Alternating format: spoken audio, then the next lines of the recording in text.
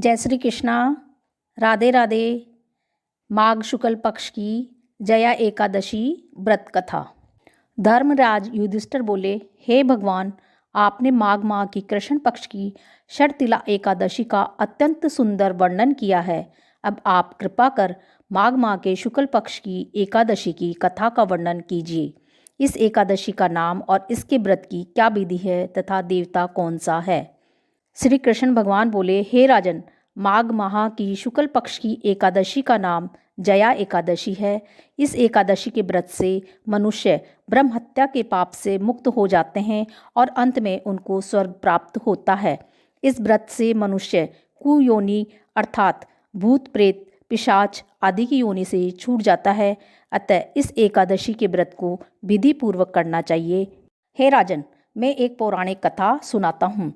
एक समय इंद्र नागलोक में अपनी इच्छा अनुसार अप्सराओं के साथ रमण कर रहे थे, गंधर्व गान कर रहे थे। वहाँ गंधर्वों में प्रसिद्ध पुष्पवंत, उसकी लड़की तथा चित्रसेन की स्त्री मलिन ये सब थे।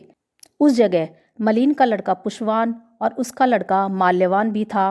उस समय पुष्पवती नामक एक गंधर्व स्त्री माल्यवान को देखकर मोहित हो गई और कामवाण से चलायमान होने लगी। उसने रूप सौंदर्य हाव भाव आदि द्वारा माल्यवान को वश में कर लिया। पुष्पवती के सौंदर्य को देखकर माल्यवान भी मोहित हो गया। अतः ये दोनों कामदेव के वश में हो गए।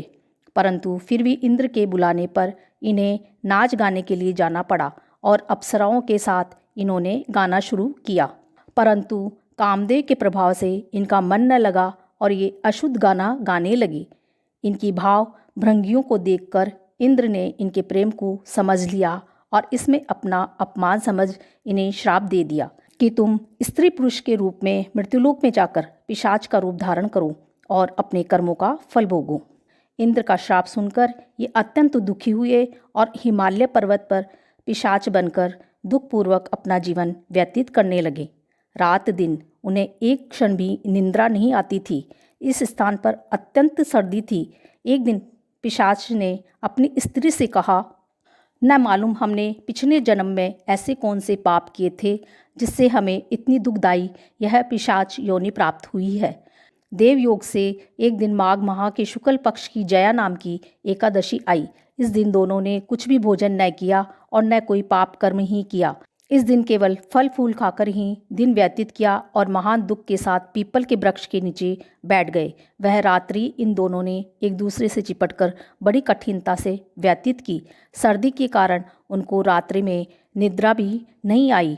दूसरे दिन प्रातःकाल होते ही भगवान के प्रभाव से इनकी पिशाच देह छूट गई और अत्यंत सुंदर अप्सरा और गंधर्व की देह धारण करके तथा सुंदर वस्त्रों तथा आभूषणों से अलंकृत होकर इन्होंने नागलोक को प्रस्थान किया।